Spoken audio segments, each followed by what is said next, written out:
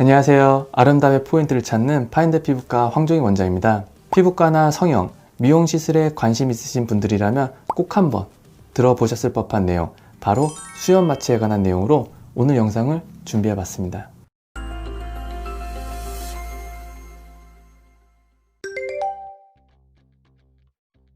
수면 시술, 소위 말하는 수면 마취는 환자가 잠을 자는 동안 수술 또는 시술하는 것입니다. 이를 통해 환자는 시술 중 불편감을 느끼지 않고 보다 안전하게 시술을 진행할 수 있습니다. 미용 시술도 마찬가지인데요. 효과 있는 시술들은 대부분 많은 통증을 동반하게 됩니다.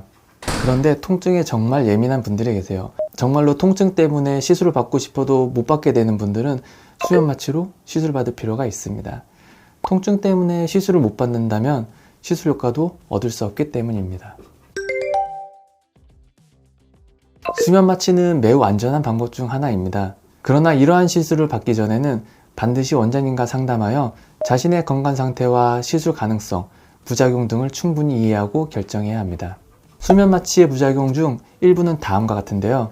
첫째, 수면 시술 후 일부 환자는 구토나 메스꺼움, 두통과 어지러움증 등을 경험할 수 있습니다.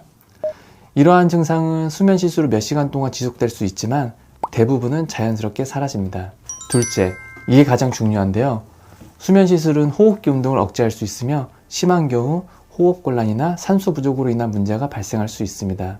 이러한 이유로 수면 마취는 꼭 전문 의료진의 감독하에 응급의료 키트가 준비되어 있는 상황에서 시행되어야 합니다. 그래야 환자의 안전이 보장될 수 있습니다.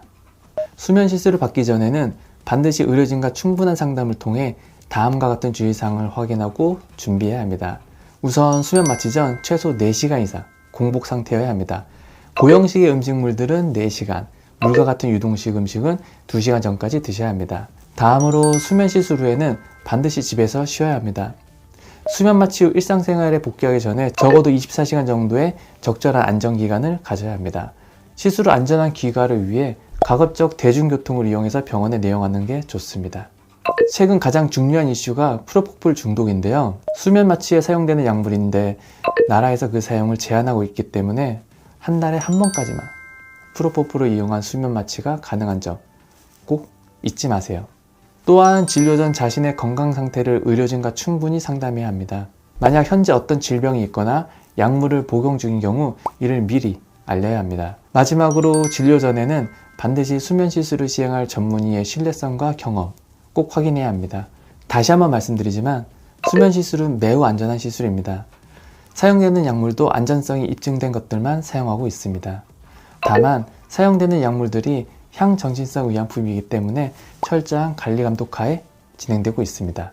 특히 프로포폴의 경우 우리나라에서는 월 1회로 적극적으로 제한하고 있는 상황이기 때문에 불미스러운 일이 발생하지 않도록 한 달에 한 번만 수면 시술을 선택하시기 바라겠습니다.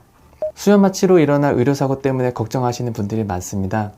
가장 주의할 점은 호흡곤란입니다. 이는 의료진이 옆에서 환자 상태를 확인하면서 시술할 경우 충분히 예방 가능한 상황입니다. 파인드 피부과에서는 수면 시술이 끝날 때까지 의료진이 옆에서 환자 상태를 확인하며 혹시 모를 응급 상황을 대비해서 응급키트가 준비되어 있기 때문에 의료사고 걱정 없이 수면 시술을 받을 수 있습니다. 오늘은 수면 마취 안정성이라는 주제로 영상을 다뤄봤습니다. 추가적으로 궁금하신 사항은 언제나 댓글창을 이용해 주시고 영상 아래쪽에 좋아요, 구독하기, 알림 설정 잊지 말고 지금 바로 눌러주세요. 저는 또 다음 영상에서 인사드리도록 하겠습니다. 지금까지 아름다움의 포인트를 찾는 파인드 피부과 전문의 황종익 원장이었습니다. 감사합니다.